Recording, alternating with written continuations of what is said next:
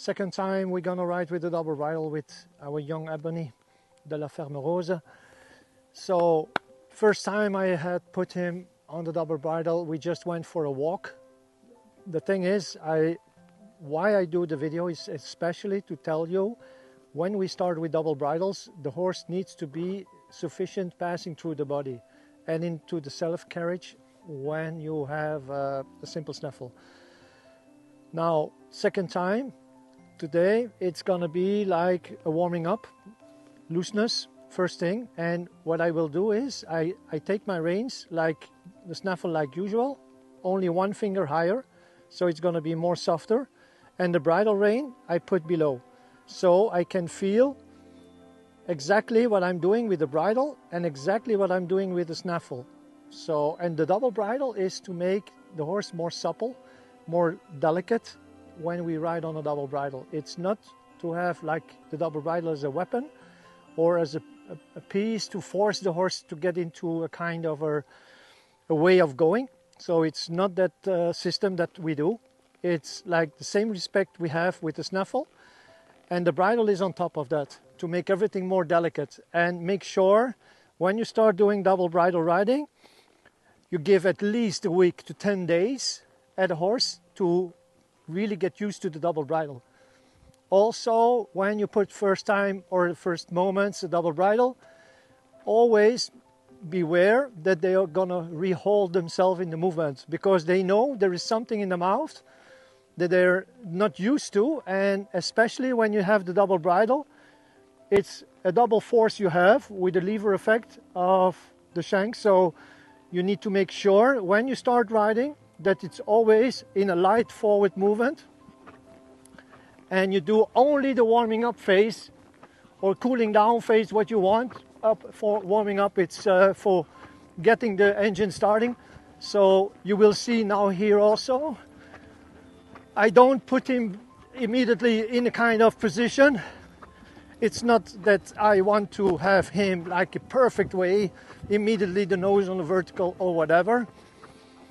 I let him do what he wants. I just canalize, and over time, in a few minutes time, he will start to give and get rounder. So, and that's the meaning then, with the double bridle, good boy, it's gonna be more easy to do the transitions. And that's just a point to make everything more delicate and nicer and finer. You see, he starts to lower the position, and you see my bridle rein is loose. I only ride on the snaffle. So, especially the first days, first week, don't need to use the bridle. So you just take it, but you don't really use it, unless there is a case of emergency, the horse takes off or makes a jump somewhere, I don't know. Good. So you hear him blowing, so he feels comfortable.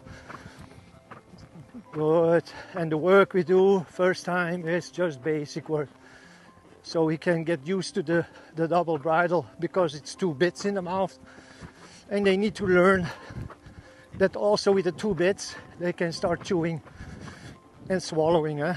So I spoke already with the tongue freedom. The bridle has tongue freedom, there is a bow, so he can easily swallow. The tongue gets up and down when you swallow, so with the freedom of the tongue it's easy. No straight bars, no straight bridles for me. Good boy, good boy. So he's easy forward now, the way it should be done. And let's go to canter. Good boy. The reason I took the jumping course, the jumping ring here, is to show you that it's not only for dressagement, it's also for the jumping horses.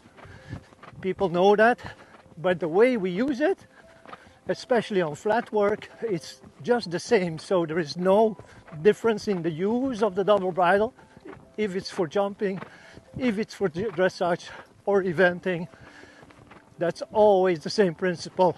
Into the forward, over the back. Good boy.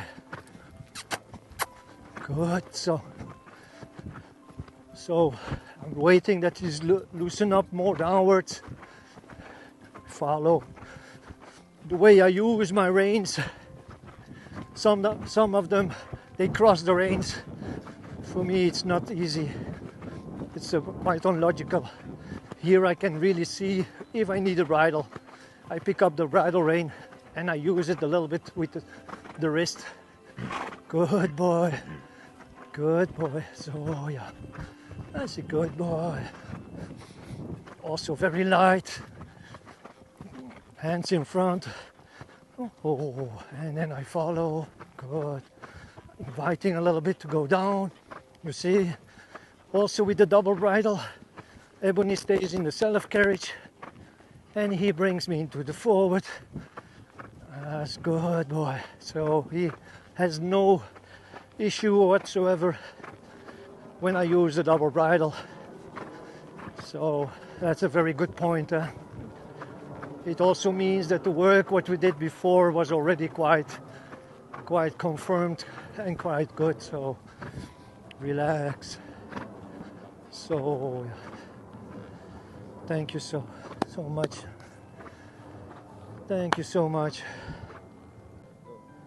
The reason that I wanted for sure making the video now, it's as realistic as it can be. So Ebony is the second time I use the double bridle. So I want to give you the moments of the evolution of this horse. So we started last year after he was saddle broke, and now is the moment.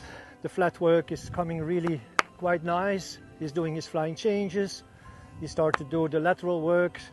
All these things is quite easy. So now we're gonna make him, like, for a few weeks, put him on the double bridle to make everything more delicate and fine. So, and then now you can see, because it's second time here that he gets the bridle in his mouth, and it's as genuine as it can be, realistic as it can be. So it's what I want to say, it's not a horse that is already Grand Prix or so worked overall.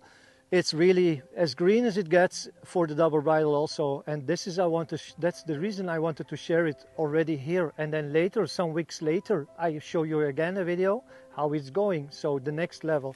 But make sure when you put the double bridle, don't think you get on your horse and you just repeat like the day before what you always did with the other bits.